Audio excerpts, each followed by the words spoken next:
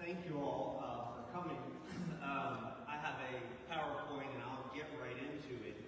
I am an attorney.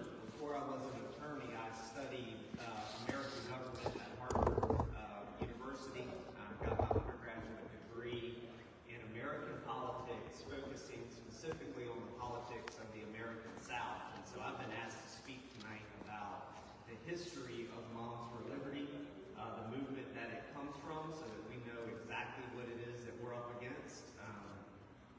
Cliff note version, this is not a new movement. This is a new name for a part of a movement that has been rooted in American politics for some time.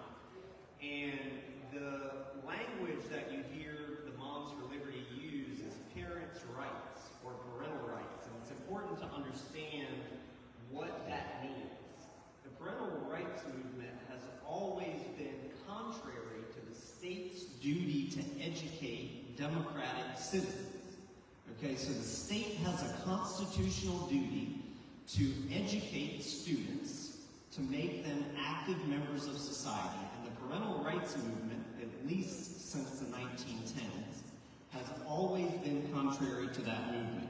And the 1914 decision, which we put up there from the Supreme Court of Nebraska, kind of summarizes it. And it says this: one of the main bulwarks of our nation, the court pledged to not knowingly do anything to undermine it. On the other hand, it promised not to permit our love for this noble institution to destroy the God-given and constitutional right of a parent to have some voice in the bringing up and education of his children. Okay, the state and the parents have to work together. And that's really how the parental rights movement started. So in the 1920s, the discrimination acts then that people were grinding, so to speak, was against immigrants and against foreign languages. And specifically, the Meyer v. Nebraska case was a Supreme Court case that struck down a state law prohibiting instruction in German to students before 9th grade. So there were German immigrants coming to America that didn't speak English, and the parents wanted to have the opportunity to educate those children in their native tongue. Nebraska, conservative government there, outlawed that and said no, they must learn in English before the 9th grade, which meant effectively they could get no education because they did not know English. In Hawaii, there was a similar law forbidding instruction in Japanese. And then there was an Oregon law which outlawed private schools, which at that time private schools were predominantly Catholic, which was actually pushed by the Ku Klux Klan. Okay? And there was actually a pamphlet that was widely distributed in the 1920s in Oregon at the time from the Grand Dragon of the Ku Klux Klan that wrote of Catholic parents and their school-age children, and I quote, "Somehow these mongrel hordes must be Americanized. Failing that, deportation is the only remedy. Democratic education is the one unfailing defense against every kind of alienism in America." Okay, so in the 1920s, the parental rights movement was contrary to the state's duty to educate because they wanted all students to have to learn in English, not in their native tongue. That's why I call it the some parents' rights movement. They want their rights protected and imposed on other people's children. And that took us to the 1950s. There's other, and I'm just going to skip ahead through the 30s and 40s and jump to the 50s, where we were looking at communism. The parental rights movement were basically scouring schools and school boards for any shred of communism. You remember we had McCarthy hearings and things like that. And as desegregation began in the 1950s, Brown v. Board of Education, 1954 decision, white parents started enrolling their children in segregated private schools. So now these same, mainly Protestant, conservative parents who were against private schools in the 20s because they were mainly Catholic were starting their own private schools in the 1950s because, again, it was about their rights, not students' rights, not all parents' rights, but some parents' rights. Takes us forward to the 1960s. The big movement in the 60s was the parents' rights groups did not want any Black and Latino history taught in schools. Once the schools were desegregated, there was a conversation about telling the full swath of American history, which of course included Black and Latino history. The parents' rights groups did did not want that. In the 1990s, moving forward, there was actually a push, mainly from conservative evangelical parents' rights groups, that wanted sex education removed entirely from public schools, and to require that morals be taught. Of course, their morals be taught and sex education be removed. That was not successful. And so what we saw in the early 2000s was parents' rights groups started pushing homeschooling. So now it wasn't enough, because we have statewide standards that private schools have to abide by.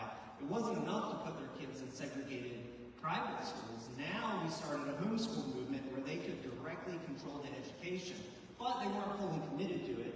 So what you saw were collectives being formed. Basically, where a group of parents would get together, they would form a homeschool collective. They could teach their kids whatever they want, and move forward from there. So that brings us kind of fast forward, and I'm going to, like I said, skip through some of this to be respectful of your time, but not miss the meat of it, to 2021. In 2021, we are in the midst of COVID. We have mask mandates. We have vaccination mandates to keep the public safe. And Moms for Liberty was born out of that time, and it was really founded advocating against mask mandates and vaccine mandates. That was the initial impetus for this particular wing of the parents' rights movement.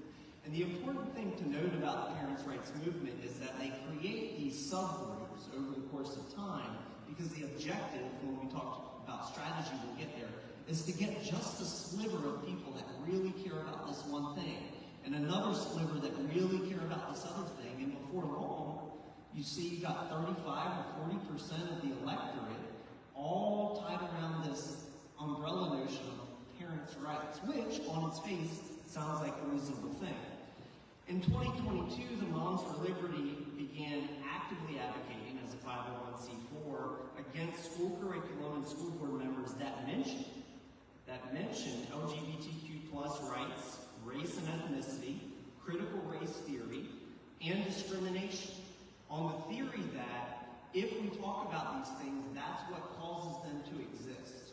Discrimination only exists if we talk about it in schools. And so the open advocacy in 2022 was against these very specific things.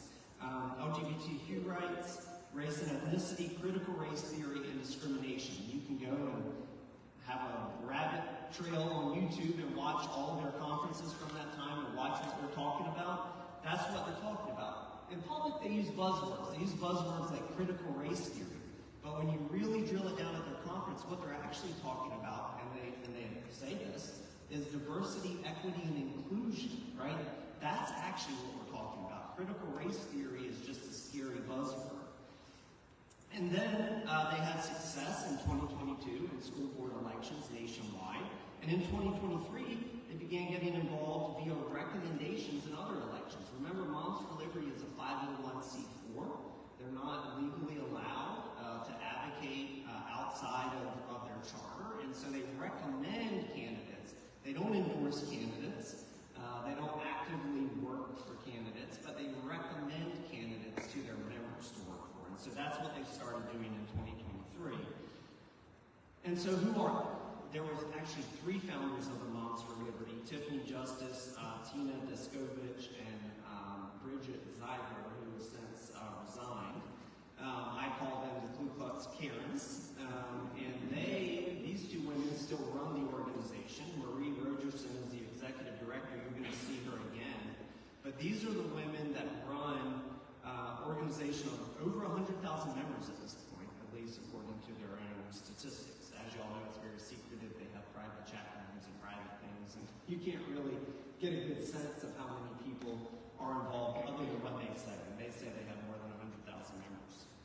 If you go on Wikipedia, you can read a lot about Moms for Liberty too. And the good thing about Wikipedia is it actually links to actual news sources, so you know what you're reading is legitimate. But in 2023, the Southern Poverty Law Center, which is a civil rights organization that tracks extremists, termed Moms for Liberty a far-right extremist organization.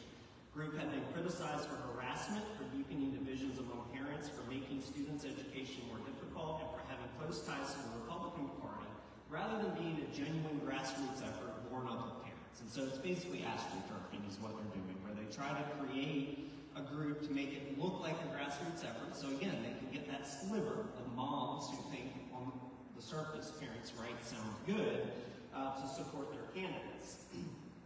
And obviously chaos ensued. The Moms for Liberty started in Florida, and so it is actually very closely tied to Ron DeSantis, who's running for president and governor of Florida.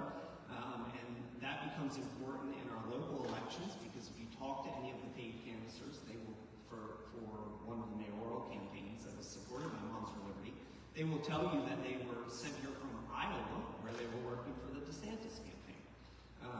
And if they come to your door, just ask them. They've said that to multiple people. So that's an interesting tie.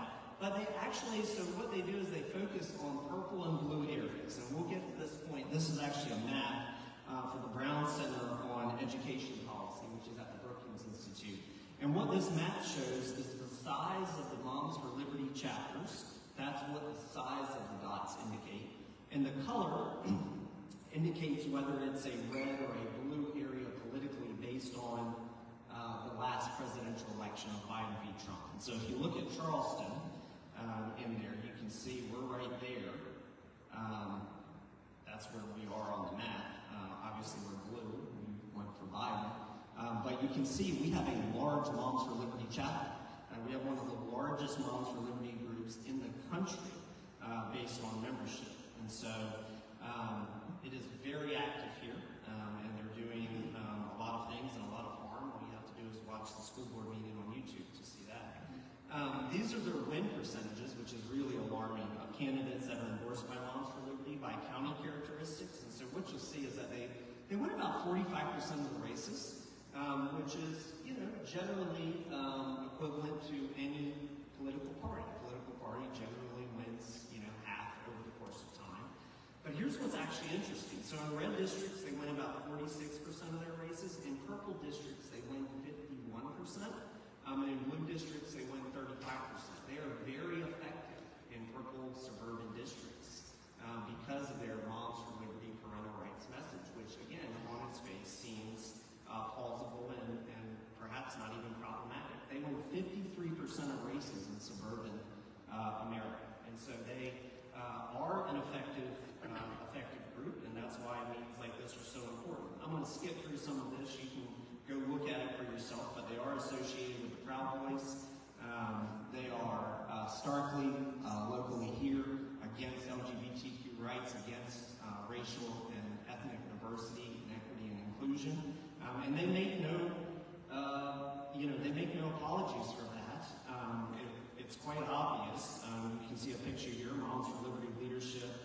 That's from November 13th, where they're posing with a group of Proud Boys and flashing the white power sign, the OK sign, okay, with their shirts on, with their signs, and all of that. So it's not a secret. These are just some other photos, and you can see their band CRT, aka DEI, which is important because CRT and diversity, equity, inclusion initiatives are not the same thing. And they are against all of those things.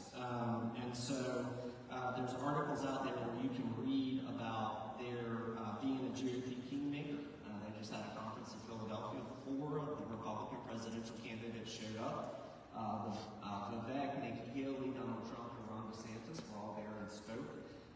They're a nationally important group. This is an interesting one. So this is a group that in June 2023, Moms for Liberty of Hamilton County, Indiana, quoted Hitler at the top of their newsletter.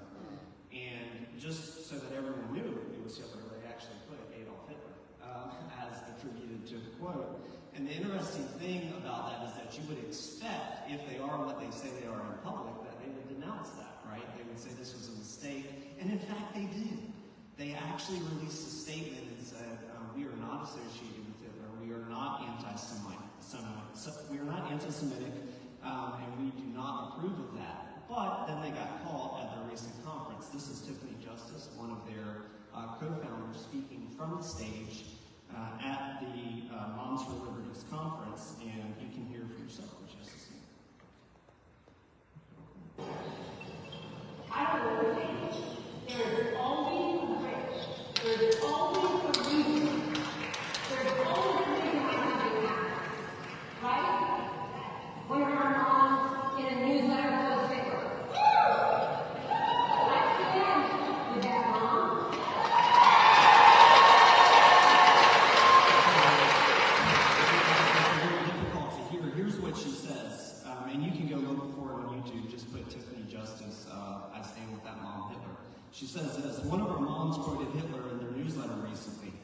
I stand with that mom. And that's when you heard the raucous applause from the other Moms for Liberty in the crowd. So what they say in public and what they do in private are not often aligned.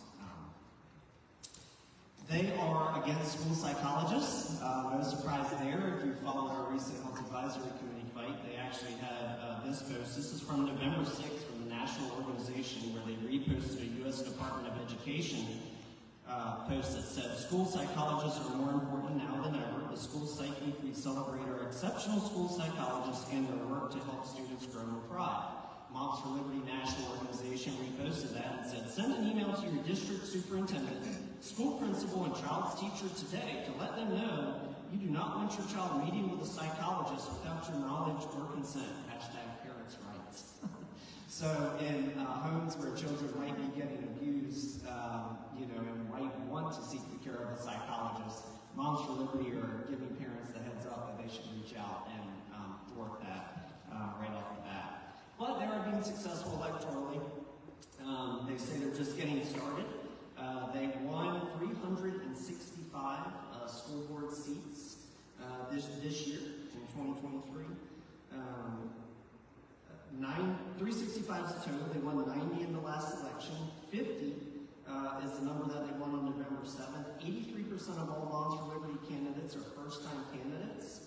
And they say they're just getting started. And so they are being successful. And that's why this meeting is important. It's going to be important. You all have heard about Movement 400 for the school board election that's coming up. But it's also important in other elections, as you'll see. Locally, our leadership with integrity has spoken out against them. This is an article from the Post-Courier, Mayor Tecklenburg, Mayor Sumney, Mayor Haney. Mayor Sumney, by the way, that endorsed Donald Trump, he is a Republican. Mayor Haney is a Republican. Both spoke out against Moms for Liberty and what they're doing, the effect they're having in our community, on our children. Standing next to them is the chairman of the Charleston County House Delegation, Joe Bustos, who's another conservative Republican, who spoke out against them, people with integrity and character that recognize the bad for what it is. And then next to that is just the post of the candidates they endorse, which I think Pastor Dixon is going to get more into. But I did want to point this out. So in the local city of Charleston elections, they had recommended, not endorsed, recommended, 3 candidates for city council and a candidate for mayor. Their candidate for city council in the new Johns Island district won the election by 1 vote. One vote. Got literally 50% plus 1. He got 1,481 votes. The other 2 candidates combined got 1,480. Stephanie Hodges got 1,357. She was second. But he got 50 plus 1. And so he will be on city council. And so bread is real, so to speak. Mike Gaston is currently in the runoff with William Tinker. Mike Gaston is a Moms for Liberty candidate. That's in District 9, which is the West Ashley district. And in District 5, the incumbent Carl Brady actually held a seat, but barely. Carl got 51% over the Moms for Liberty candidate Ron Paul, and that's kind of the outer West Ashley district, Chatham Walls type area. And then, of course, in the mayoral race, William Coxwell is the recommended candidate. He was number 1. And here's what's important, and why I want y'all to really listen when Pastor Dixon comes up and talks about their transition into these local races. Because you don't think 35 or 40% really matters, but it does, and here's why. So in the Charleston mayoral election, Williams Coxwell got 11,151 votes. Peter Shade, who endorsed him, got 2,475. Mika Gadsden got 1,086, who endorsed him, and Deborah Gammons, who was a Republican, got 449. She hasn't endorsed, but those are probably Republican votes. That's a vote total of 15,161 votes that were cast in the first election. Everyone knows that in a runoff, we usually have a voter drop-off. There's usually fewer votes cast in the runoff election.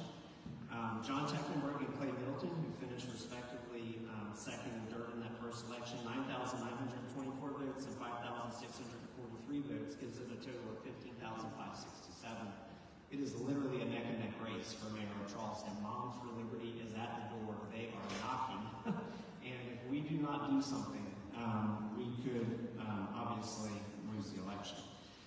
Here's an interesting thing that someone asked me about last night when I I was talking a little bit about this, and they said, well, Peter Shade is a Democrat, so I don't understand why he would endorse a Moms for Liberty Republican.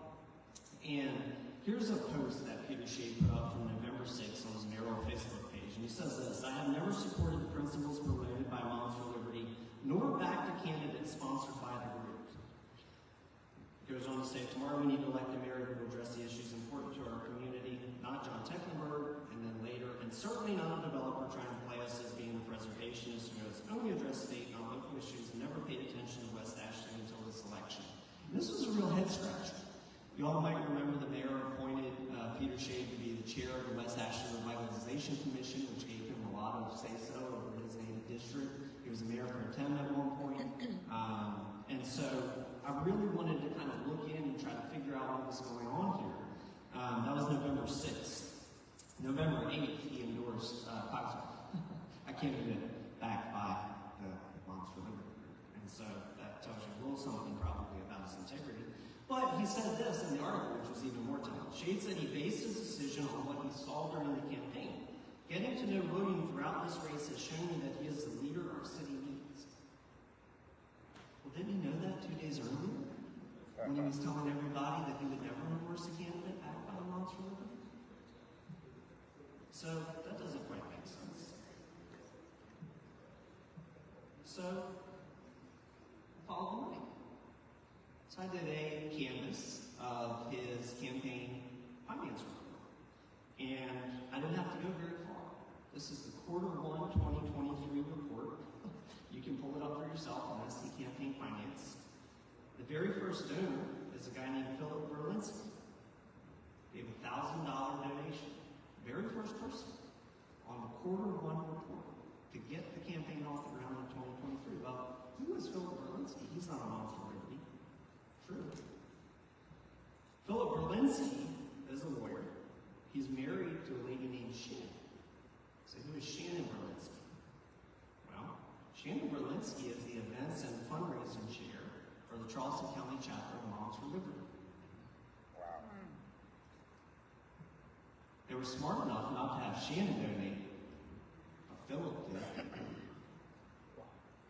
And you can go through the rest of that report and look at the names and go look at the roster if you're so inclined. And I'm not saying that that endorsement was necessarily because somebody donated to his campaign. I'm just saying it's interesting. You can connect the dots for yourself. But here's where they're going. They know South Carolina is fertile ground for them. They are here, they are on the ground. This is Maria Rogerson, who you saw in the beginning. She's the executive director of program development. And this Saturday, November 18th, from 10 a.m. to 6 p.m. at Antioch International Church in Fort Mill, South Carolina, the Moms for Liberty National Organization is hosting a campaign training for candidates that want to get involved in local politics in South Carolina. They are recruiting candidates, they are training candidates in our backyard, and they are, as Shep would say, something serious. This is a serious threat. And they say they're just getting started, but so are we. That's why we're having this meeting. We are not going to stop. Movement 400 is focused on the school board race. We're going to focus on some of these local races, and we need everybody to get involved. I think Pastor Dixon's going to come up now and tell us a little bit about the transition between the school board and what we're looking at there and the local elections. Excellent. Thank you, Roy.